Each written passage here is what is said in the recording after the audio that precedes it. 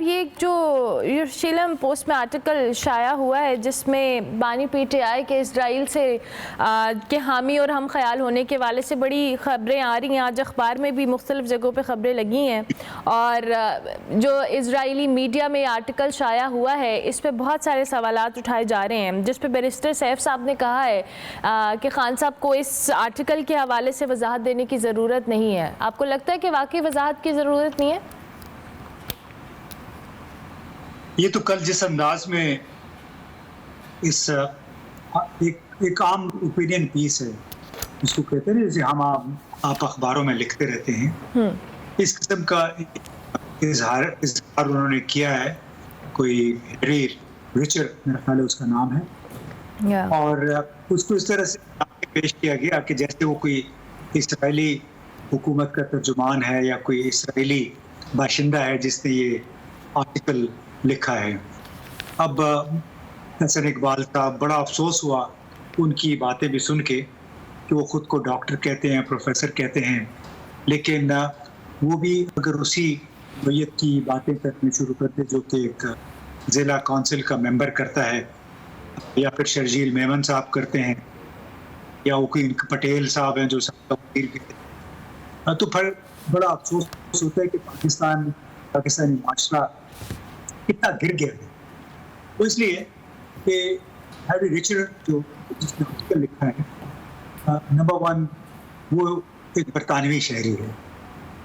Number 2 وہ ایک policy analyst ہے،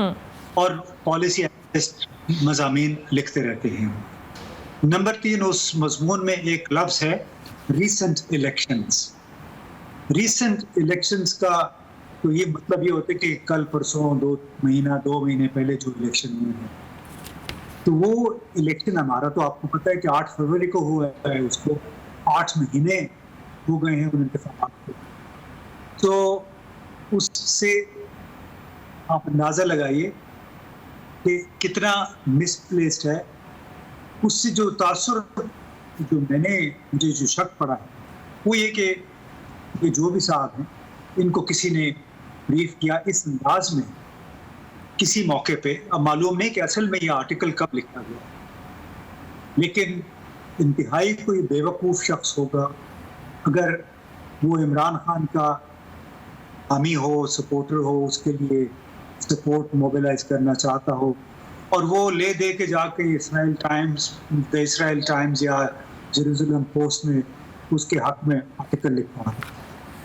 کیونکہ یہ کوئی عقل کا اندھا ہوگا جو یہ کام کرے گا ایسے حالات میں جبکہ سب کو پتہ ہے کہ اسرائیل کے حوالے سے پاکستان کے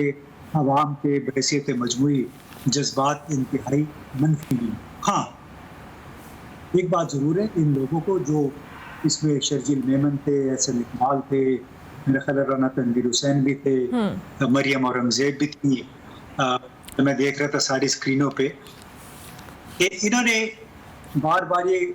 اس کو اس انداز میں پیش کیا کہ عمران خان اسرائیل کا حمایتی، سابق وزیر اعظم ہمارے، تو میں انہیں قرآن پہ ہاتھ رکھ کے کہتا ہوں ان سب کو کہ جنرل باجوہ نے ہمیں بتایا، اور اس میں حامد میر بھی تھے، اس میں اور بھی بڑے صحافی تھے، اور انہوں نے کہا کہ ہمیں اسرائیل کے ساتھ کسی نہ کسی حیثیت میں تعلقات قائم کرنے چاہیے، کیونکہ ہم کوئی فلسطینیوں کے مامے تو نہیں لگے ہوئے ہیں کہ ہر وقت ہم اسرائیل کے ساتھ حالت جنگ میں رہیں گے، دوسرے اسلامی ممالک ان کے ساتھ تعلقات قائم کر رہے ہیں تو ہم کیوں نہیں کر سکتے ہیں۔ تو ان لوگوں کو پھر چاہیے کہ آج بیٹھ کے جنرل باجوہ کے خلاف یہ ایک پریس کانفرنس کریں، اور پھر گواہان کو بلائیں جن کے سامنے جنرل باجوہ نے یہ بات کی تھی، اور ان سے پھر پوچھیں، ان کے اوپر پھر ان کی پارلیمنٹ میں ان کو بلائیں۔ مطلب اصولی طور پہ دوسرے ملکوں کے ساتھ تعلقات استوار کرنا، چاہے وہ بھارت ہے، اسرائیل ہے، چاہے شام ہے، مصر ہے، کوئی بری بات نہیں ہے، لیکن آپ ان تعلقات کو جب استوار کرنے کے لیے اس کو ایک ویپن کے طور پہ استعمال کرے اپنے سیاسی مخالفین کے خلاف، تو یہ پھر ایک انتہائی گھناؤنا جرم ہے، میں سمجھتا ہوں۔ ٹھیک ہو گیا، ٹھیک ہو گیا. اچھا امتیاز گل صاحب، جو دوبارہ سے آؤں گی تحریک انصاف کے اوپر، اور یہ جو جلسے کے بعد علی امین گنڈا پور صاحب نے ایک ویڈیو بیان بھی جاری کیا جس میں انہوں نے کہا کہ ان کو بار بار کہا جا رہا ہے کہ معافی مانگیں، تو وہ کہتے ہیں میں کس بات کی معافی مانگوں، کیوں معافی مانگوں، اور پھر اب انہوں نے میاں والی میں جلسے کے حوالے سے بھی کہہ دیا ہے. تو یہ معافی نہ مانگنا اور حکومت بضد ہے کہ وہ معافی مانگیں، کہیں کل ان کو جس طرح سے وہ پہنچے ہفتے کے روز جلسے پہ اور خطاب کا موقع نہیں ملا، جو بھی مشکلات تھیں، آپ کو لگتا ہے اسی سلسلے میں اوائڈ کرایا گیا، یا واقعی وہ لیٹ پہنچے اور جلسہ ختم تھا تو اس وجہ سے نہیں ہوا، یا آن پرپز اس چیز کو میک شور کیا گیا کہ وہ خطاب نہ کریں؟ دیکھیے، اول تو بات یہ ہے، میرا خیال ہے ہمیں اس پہ اب مزید بات نہیں کرنی چاہیے کہ یہ سیاسی جلسہ تھا، اور وہ بھی پاکستان میں، کسی 4-5 اسٹار ہوٹل میں سیمینار نہیں تھا جہاں پہ ٹائم دیا ہوتا ہے کہ آپ 4 بجے آنا ہے اور 4 سے 6 بجے تک یہ ایونٹ ہونا ہے، یا کوئی شادی کی تقریب نہیں ہے کسی مارکی میں یا ہوٹل میں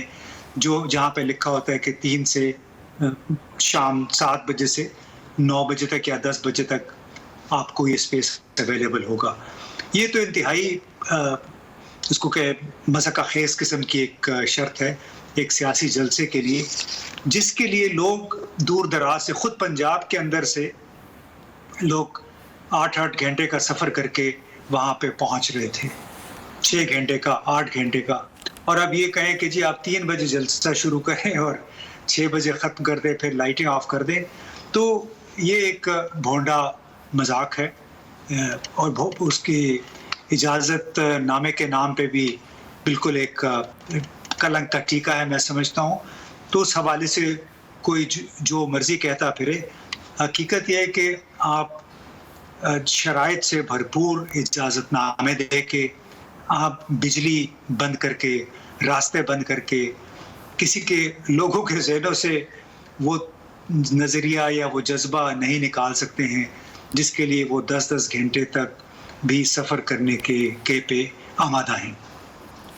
ٹھیک ہو گیا، ٹھیک ہو گیا. اچھا جی گل صاحب، دوسری طرف چیف جسٹس صاحب نے جو مخصوص نشستوں کا فیصلہ ہے اس پر 8 ججز کی جو وزارتی آرڈر کے حوالے سے رجسٹرار کو خط لکھ کر وضاحت طلب کی ہے، اس خط کے حوالے سے اور تحریک انصاف نے مزید ٹائم مانگا ہے، کیا کہیں گے؟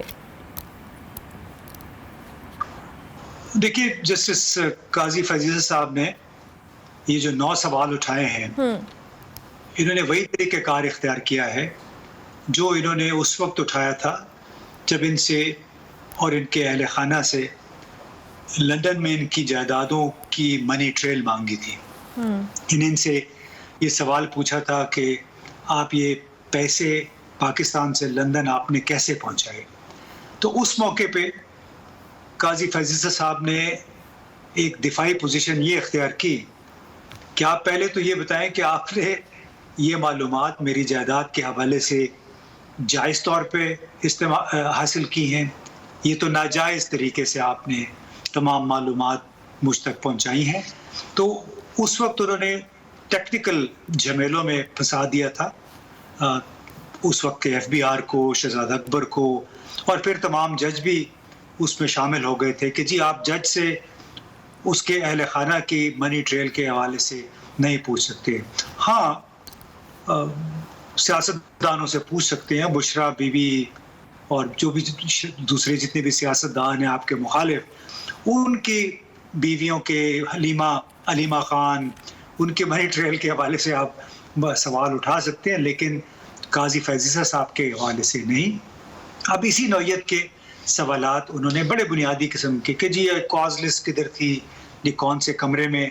اجلاس ہوا تھا جو ججوں نے اس پہ فیصلہ کیا، اور اس کے نوٹس کس نے لیے تھے. تو وہ ٹیکنیکل سوالات جو انہوں نے اٹھائے ہیں، ان کا آئی تھنک وہ طریقہ کار یہی رہا ہے کہ آپ اپنی منشا، اپنی مرضی کے مطابق کیس کو ہینڈل کرنے کے لیے. ٹھیک ہے،